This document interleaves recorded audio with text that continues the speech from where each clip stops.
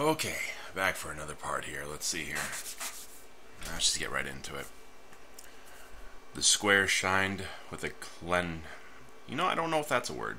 Cleanliness. I mean, there's like a cleanliness, but we'll go with cleanliness. The square shined with a cleanliness of German roads, which were washed with shampoo, as people have told.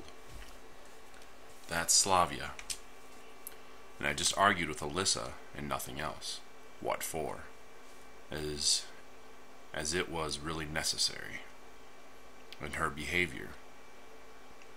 In any other situation, I would have surely said that Alyssa likes me and just hides it behind her rudeness.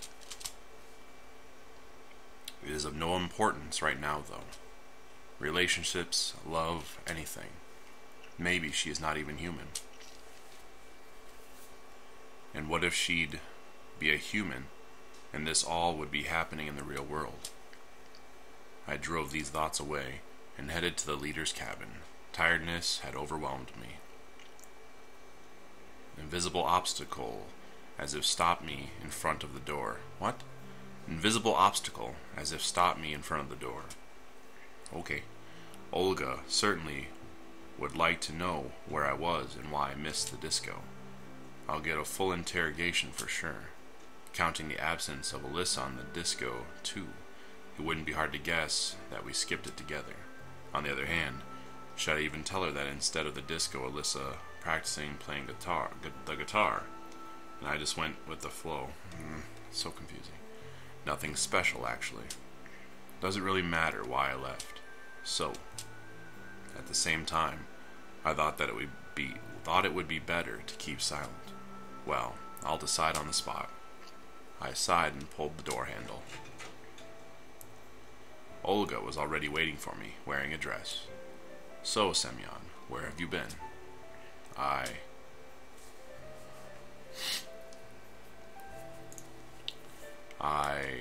was just walking around. Alone? Yes. Okay, that is not important. Why didn't you come to the disco? Well, frankly speaking, I don't like dancing. So what? That was a camp public event, which means every pioneer had to attend. She looked at me intently.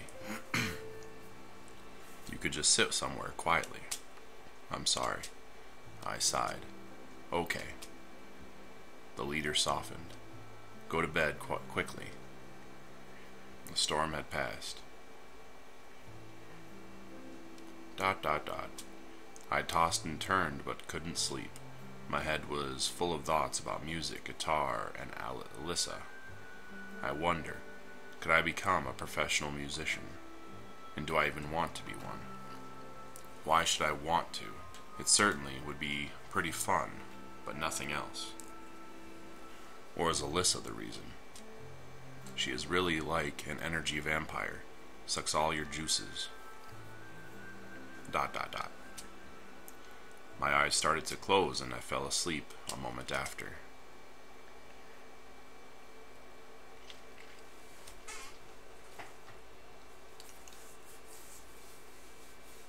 Day 4. I wonder how many days there are. I woke up from a hellish jingling inside my head. The jingle seemed to be coming from the depth of my consciousness. But after I came to my senses, I realized that the cause of this jingle is my alarm clock. Strange. Where did it come from? Why is it standing near my bed? It was 7:30 according to the clock. Olga had already left, and there was nobody to force me into coming to the lineup. Thus, I can sleep a bit more. I closed my eyes, but seemed like my consciousness already had its coffee and was ready for a long, productive day. I need to get up. I should plan my day out. After all, I need to find out at least something today. But still nothing came to my head. Fine, I need to wake up completely and wash myself. On my way to wash stands, I met Xenia. What got you up so early? Anything wrong with being up early? She looked at me as if I had insulted her.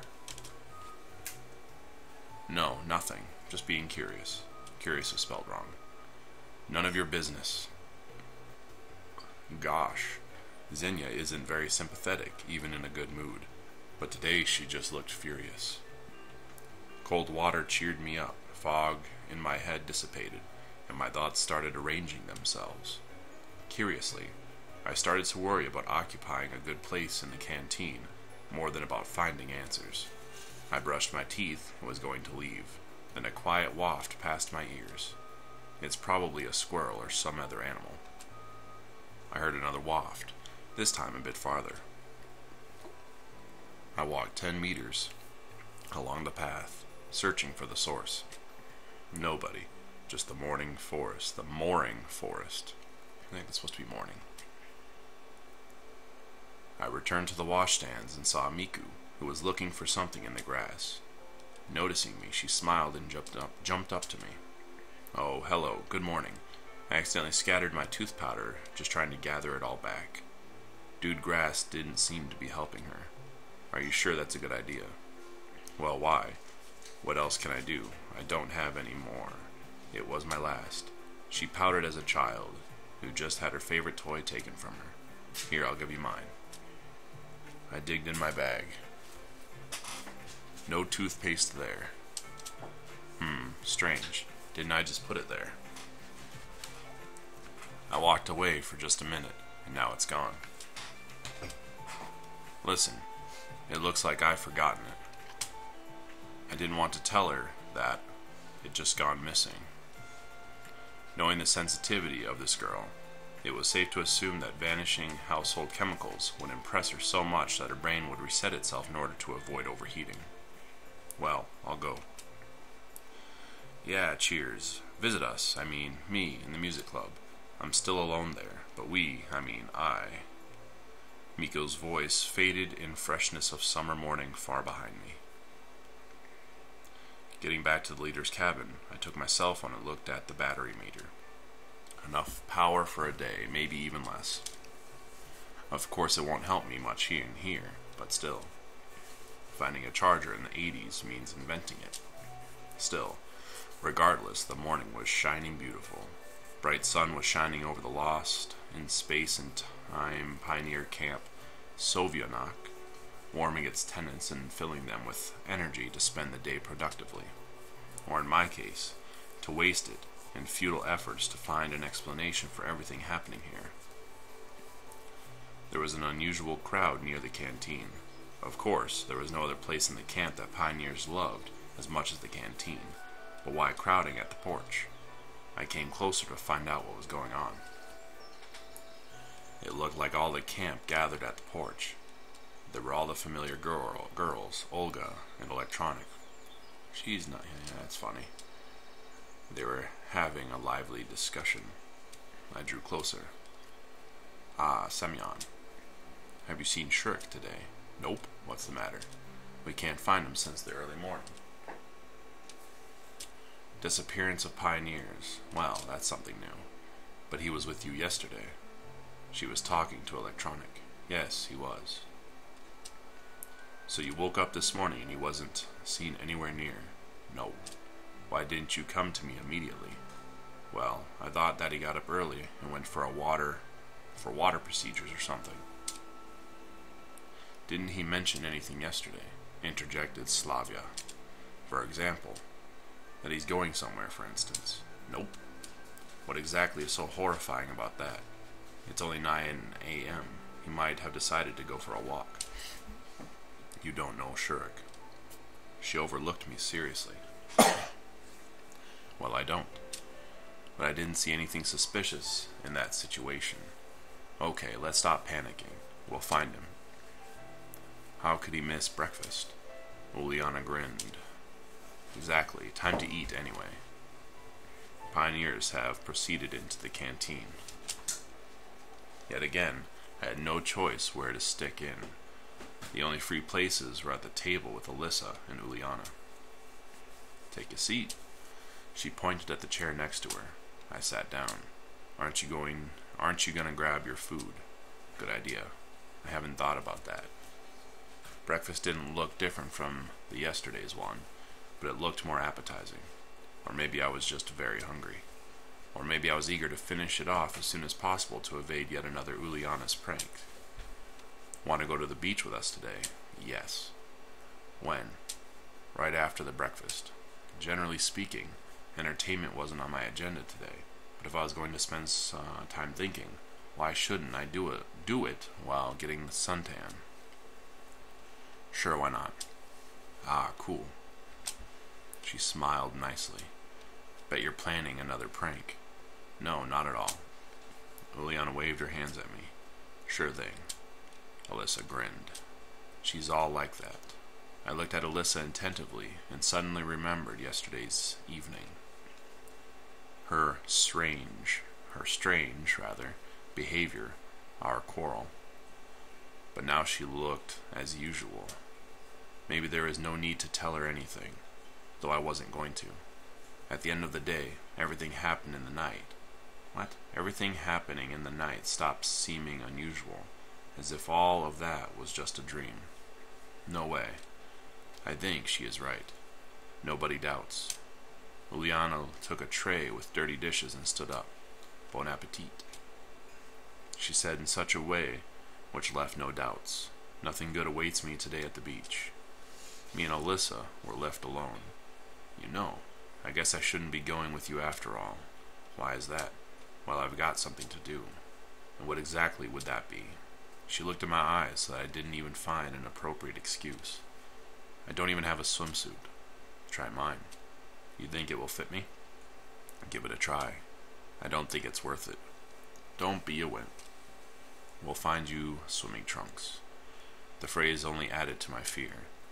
Wait me by the canteen. I'll be back soon. Let's try that again. We'll make our own words.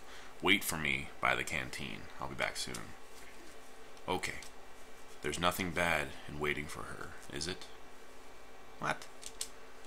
I think the English is actually, the translation's getting worse as this game goes on. Finishing my breakfast, I left the building and sat on the stairs. Pioneers, all having their own business, were hurrying past me one by one. No one stopped by me. No one even looked in my direction. It seemed they didn't consider me a stranger, but exactly the opposite. Just another teenager of their age, their comrade, you could say. I caught myself thinking that I had started to perceive this camp and its inhabitants with not such a strong caution as on the first day. Indeed, Alyssa was back in a couple of minutes. Ready? Ready for what? She gave me the trunks. Though you hardly could call it trunks. It looked like pink boxers ornamented with butterflies and flowers. They were actual boxers. I'm afraid to ask, where did you get this? Too scared to put it on? Well, you know, I have no slightest intention to. I appreciated her joke, but wasn't going to become a laughingstock. Put it on, she said roughly. Why won't you try it on instead of me? I think the color of this bikini set off your eyes very nice. Let's make a bet. I had no desire to accept her bets. No thanks. Alright, you go to the beach wearing it, or you swim naked. Weighing the pros and cons, the second variant seems even better than the first. I'm not planning to go anywhere at all. Then I'll tell everyone that you left these trunks in my house. Why would I do that? How do I know? She bursted in laughter. I didn't want to argue with Alyssa, so I decided to go to the beach in the end. But not in those glamorous trunks. Okay, I'll be there in 10 minutes. Don't be late.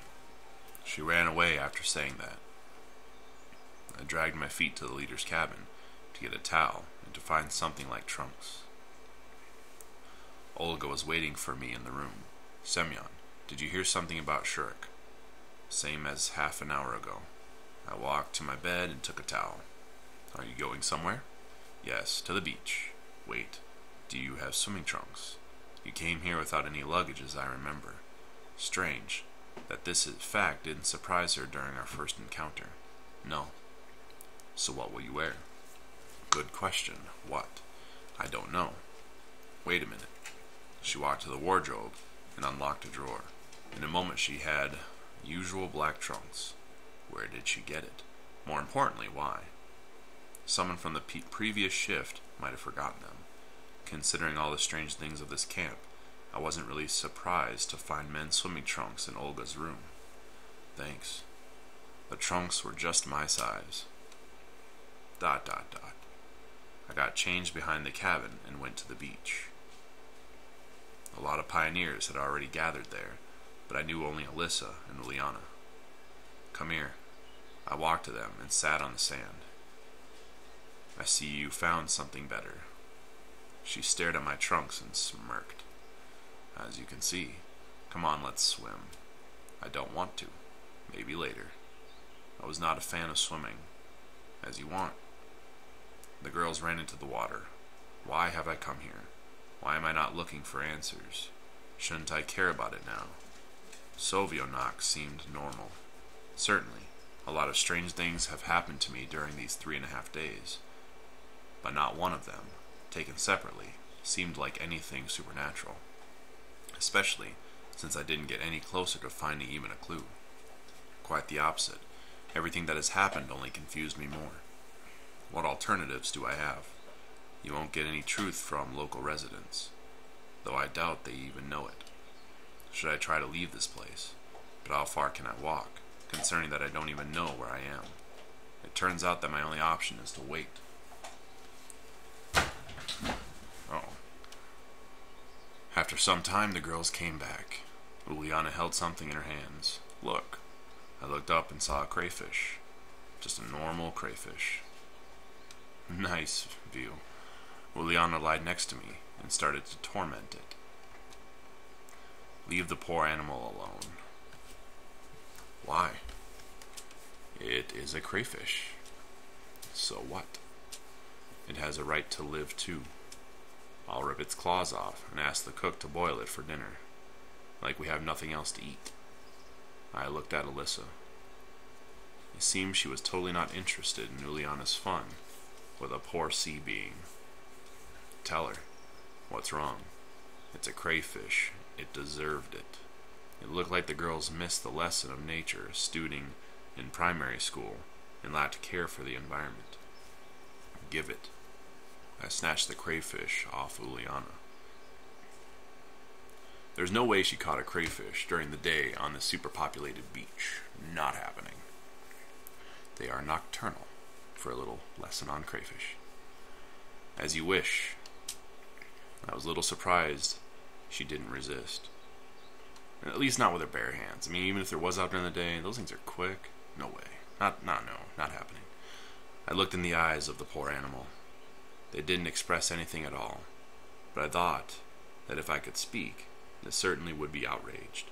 Maybe it would even go to the UN Convention of Human Rights. To tell the truth, I wasn't sure it would help. I took the crayfish to the river and set it free. Never mind, I'll catch more. There are plenty of them here, said Uliana. No doubt about it, I mumbled. Time passed and I was getting sleepy. I fell asleep. I don't remember what I was dreaming about, if I was dreaming at all, but I woke up because someone shaked my shoulder. Hello, Olga. Olga stood next to me. Did you come to swim too? I asked, still being half asleep. No. It is almost time for lunch, and we still can't find Shurik, the leader said, standing before me in a wet swimsuit. And I want you to look for him. Seems like I'm the only pioneer in this camp. I was sincerely outraged. Every time I was getting clearer that Olga considered me her bellhop with a function of a slave, or vice versa. If I came to you, then I want you to help me. Why exactly me? However, after giving it some thought, I decided to agree. After all, my shoulders and back got sunburned while I was sleeping and searching for Shurik would let me get acquainted with unexplored locations of the camp.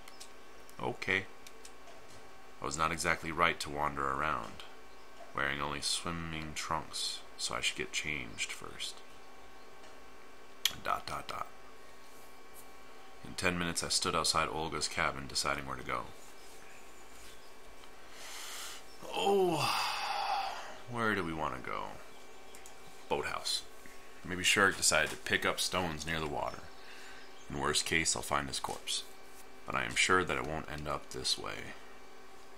I was crossing the square when somebody called me. Wait. Alyssa came up and smiled. I immediately sensed a trap. Where are you going? I am searching for Shurik, Olga asked me. And how is it? Exciting. She looked intently into my eyes, and I turned away shyly. Not really. But you know, Pioneer is missing. You are not freaking out because of such a minor happening. What do you mean? Only a few hours passed. Maybe he just took lost track of time while having a walk. Certainly, I had the same idea, but had not shown that. Yes, that's true. But who knows what could have happened? Let me help you with it. With what? I got suspicious. In looking for Shurik. Oh, but I can do it. Oh, come on. She smiled at me, but there was something malevolent in this smile. Malevolent. Naturally, her smile was cute enough, but it really seemed to me like there was something behind it. Well, if you insist. Since I could not understand what's on her mind, I had no real reason to refuse. But before we go, I have to take one thing from home. Okay, I'll wait for you. You're actually serious about standing there. Let's go. Okay. I will go to your cabin. We came close to Alyssa's cabin. It would be like all the other cabins, if not for the Jolly Roger on the door. By the way, Liliana is my neighbor. Okay. Oh, it's so messy. We entered the cabin. Let's look around her cabin. Got something about hockey. Some weird red-faced cat. I don't know what that yellow poster is. Some weird rocking thing. I don't know what that is. There's a tank on the back wall. A lot of tanks. Couple tanks. Nothing all that interesting in her room. Just a lot of messy stuff. Complete chaos inside really reminded me of my old flat. Though why old? In general, I would imagine girls' rooms differently. Snow white sheets, walls, floor, and ceiling are all shining, not a spot. But when it is considered that two most exemplary pioneers living here, we were just staying silently for some time. And what did you want to take? Huh? Seems like I interrupted Alyssa's thinking. Yeah, it's not here actually. Wait here, I'll be back in a minute. She smiled and ran out. She seems really clumsy today. I began to examine the room. I wouldn't say that there was an explosion, just a decent mess. Well, at least by looking at all this mess, created in one pioneer shift, I can surely say that I am not the messiest person in the world. Decoration of my apartment took years to be completed. I wasn't thinking about anything in particular. I was just looking around the room. Posters of Soviet artists, some books on the shelves, various household items. There's a bike wheel in the background for some reason. Then I realized that everything is wrong. Something will happen soon. Something bad. Why did Alyssa, you messed that name up again, leave me here all alone? There was a discovery to make. I felt with my guts that it's dangerous to stay here. And we'll pause there.